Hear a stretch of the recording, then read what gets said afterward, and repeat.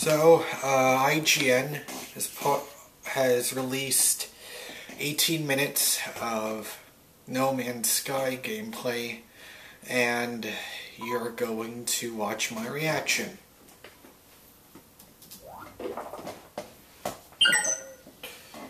Hey everybody, I'm Ryan McCaffrey with IGN. Welcome to July's IGN First.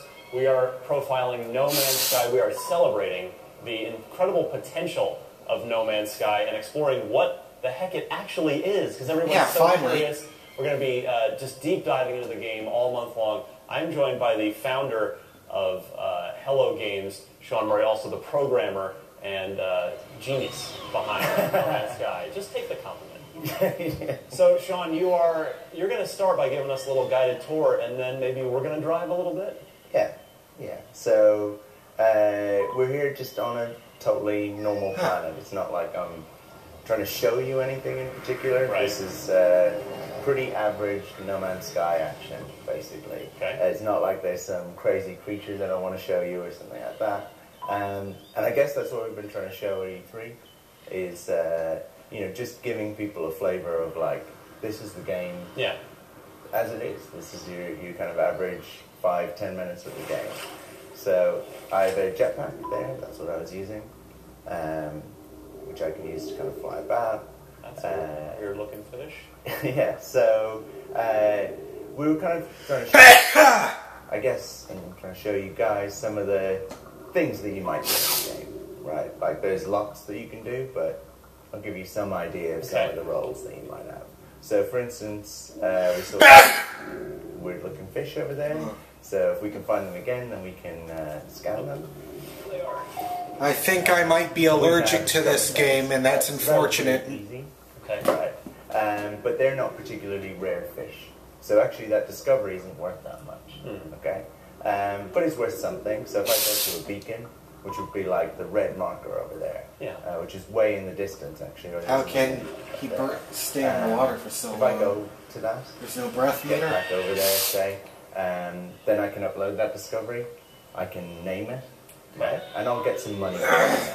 So if you look in the top left-hand corner, over on the left-hand side of the screen, you've got a number and then a little U symbol, and that's the number of units that you have. So that's your currency in No Man's Sky. Got it, okay. And you use units to buy new ships, buy new weapons, right? The ships and the weapons are procedurally generated as well, so there's like literally hundreds of thousands of different kind of variants of ship and weapon that you can discover, right? Your ship there looks pretty cool already, but what is that, a low-level ship? Is that a high-level ship? So this is probably a low-level fighter ship, I would say. It's actually got a really good cargo space, but not great weapons. Got it. So if I discover a planet, or I discover a creature or something like that, then I can upload it, I'll get some money for that, and depending on how hostile the planet was, how hard it was to find, or the same goes for a creature, then I'll get varying amounts of money for that, right? When I do, I name it, I'm uploading it to this atlas, which is a central computer. Got it. That all players can access that? That all players can access. So something was just attacking me there. And that's this little ghost. What's his problem? Doesn't he know? What's his problem? Doesn't he know I'm trying to demo? You're just a nice explorer. You're not doing anything. Oh my goodness. If I don't want to kill him, I can shoot at the ground. I can kill him if you want. Well, I guess you offered, so he's got to die. So that's another way you can play the game. You can just, not come in peace, and you can kill all the creatures, right?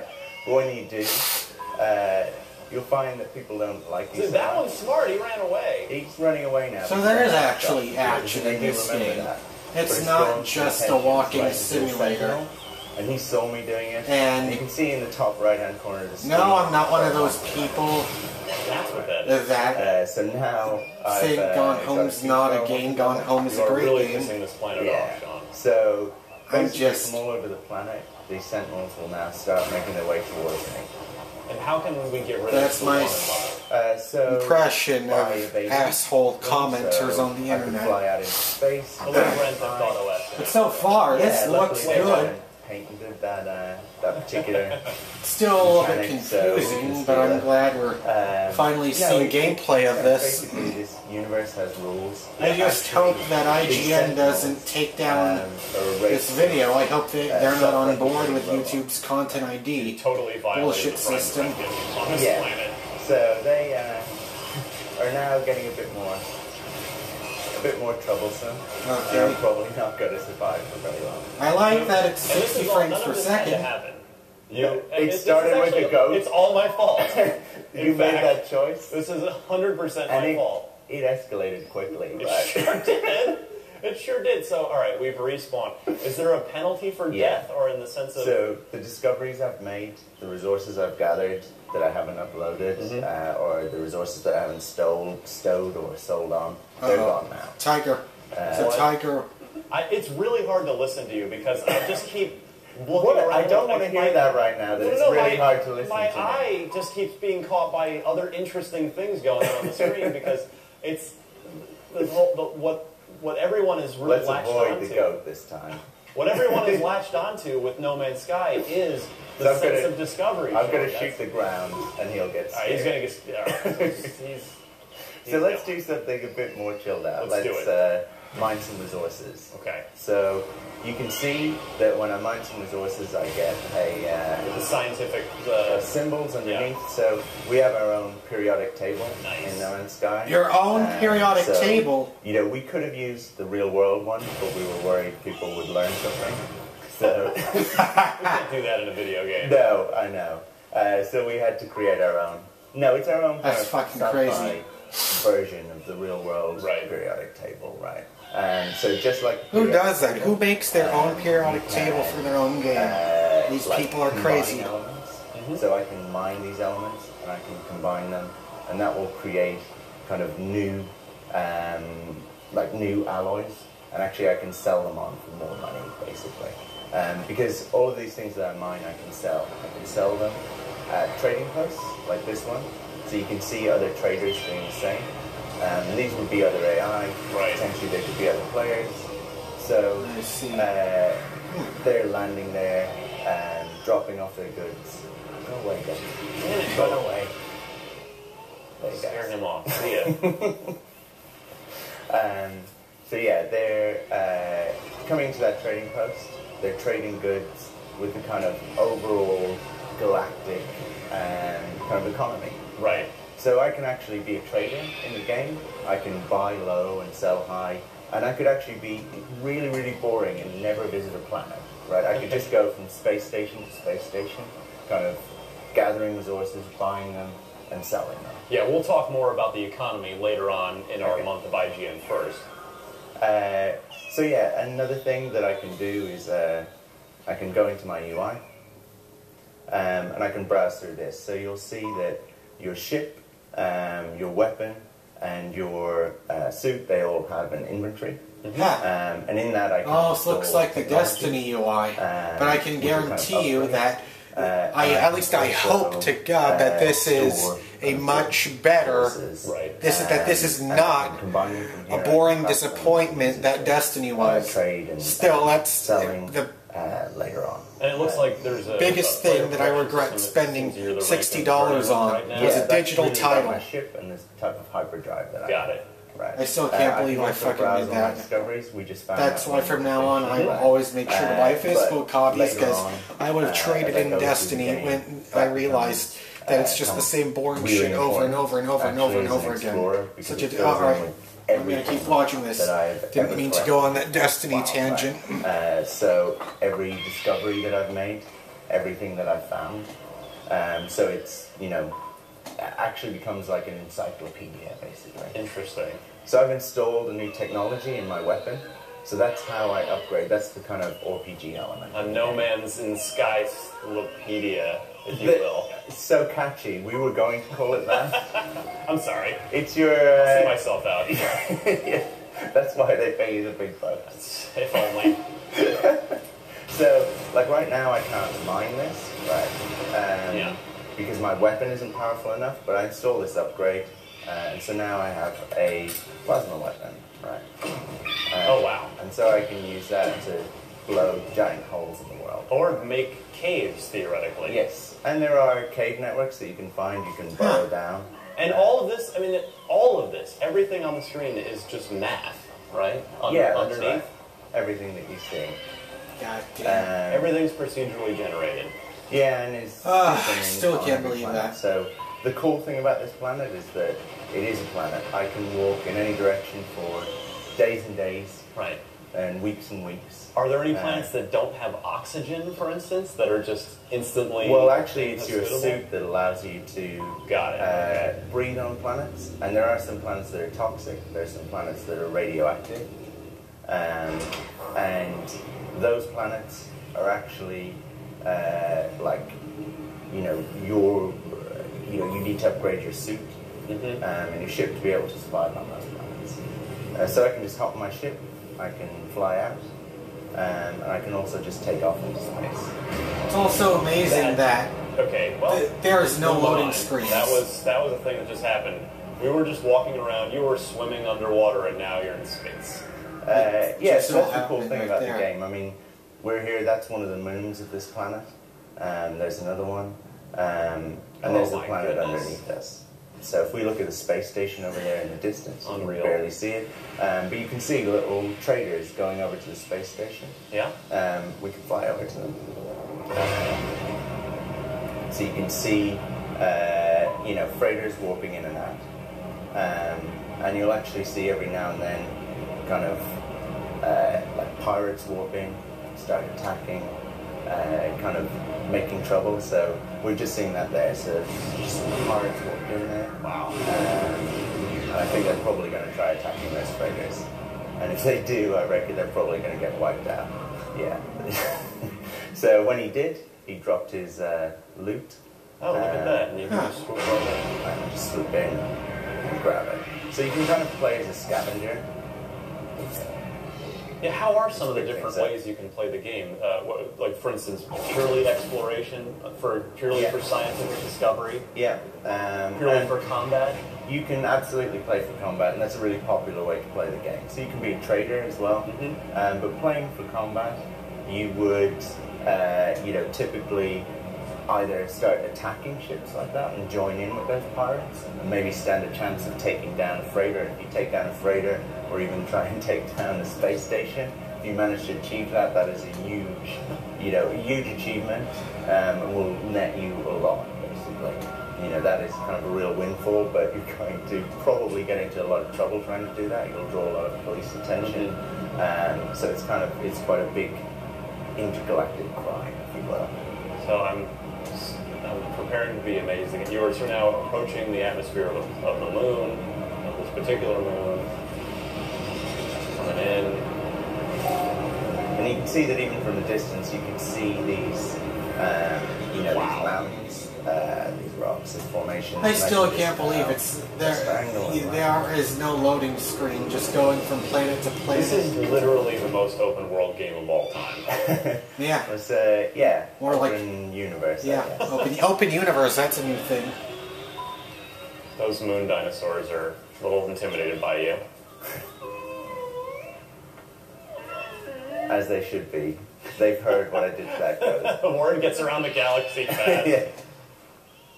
And so these crystals that you find there on a lot of planets, they're not actually worth that much, but when you start off in the game, they are like a way to earn some money easily. And actually destroying these doesn't really grab the attention of the Sentinels.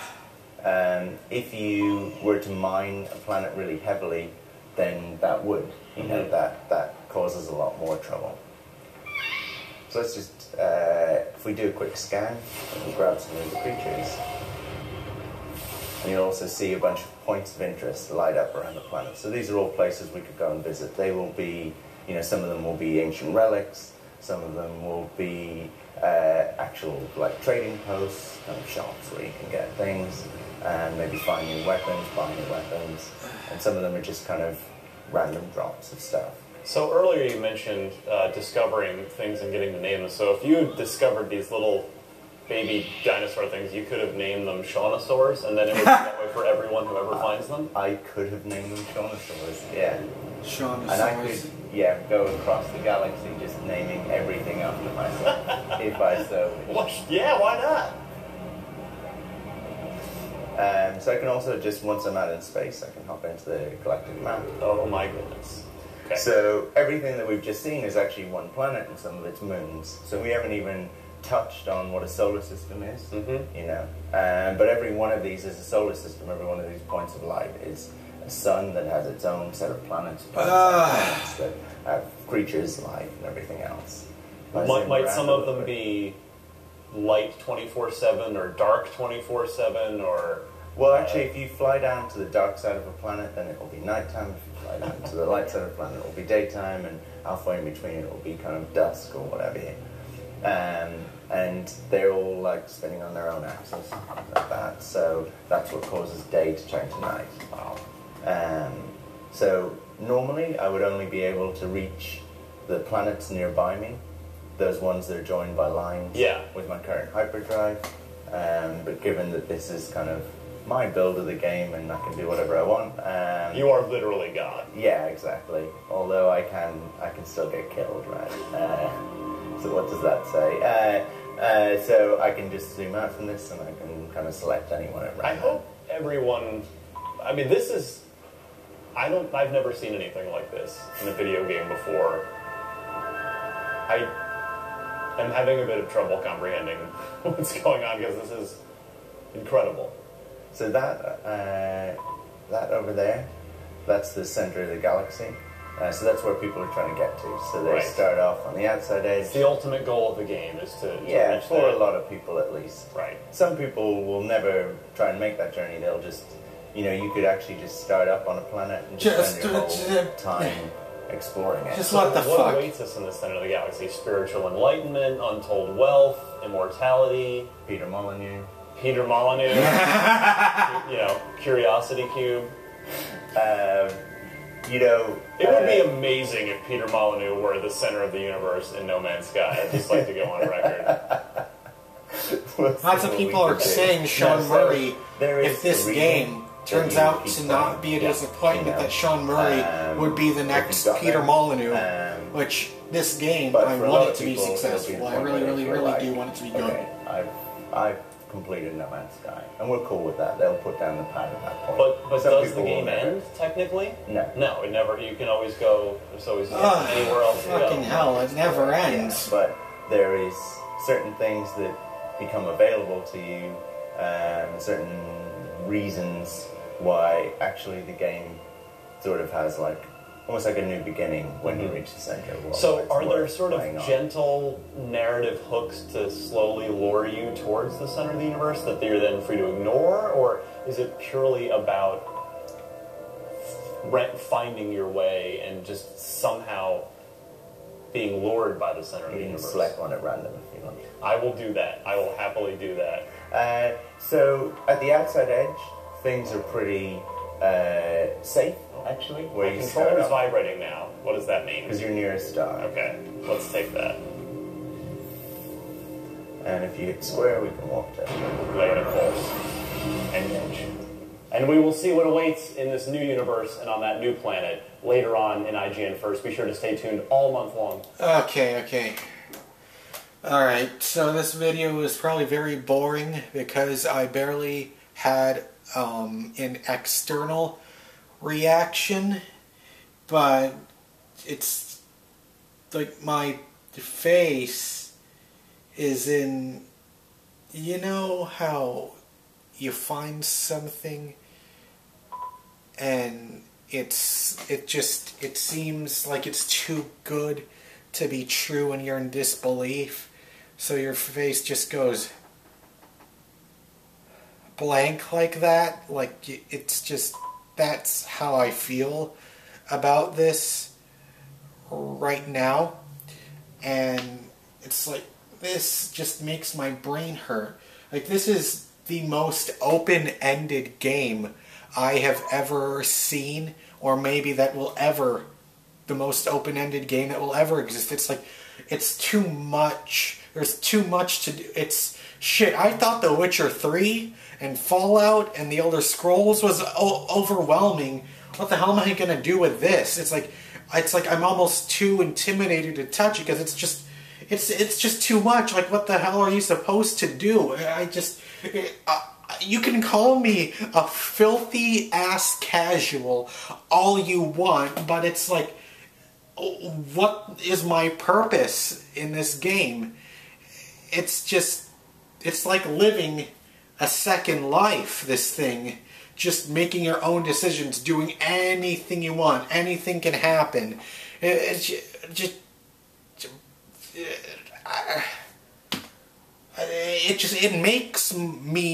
breaks me. It makes me not be able to speak coherently. That's what No Man's Sky does. Incoherency of the game. That's what it should be called. And it looks to be amazing, but it's almost too much. Or no, it is too much. And I mean that in the best possible way, but also it gets to the point where it's so much, I don't even know where to begin with it. So, I don't know when it's coming out. Will it ever come out? Who knows? The world will never know. Just like the world will never know how many licks it takes to get to the center of a Tootsie Pop. My name is MrGamingGuitarist, and on that note, I will see you next time. I hope you enjoyed this video. Please like this video if you liked it, dislike it if you disliked it. Please subscribe to my YouTube channel so that you don't miss out on my future videos. And let me know if you like these reactions, if you want to see more of them from me. And you can follow me on Hitbox, and you can become a patron on my No Man's Sky makes me not able to say the word Patreon. You can follow me there, and you saw my brain break, and I will see you next time on my next video. Thank you for watching. If you made it this far, goodbye.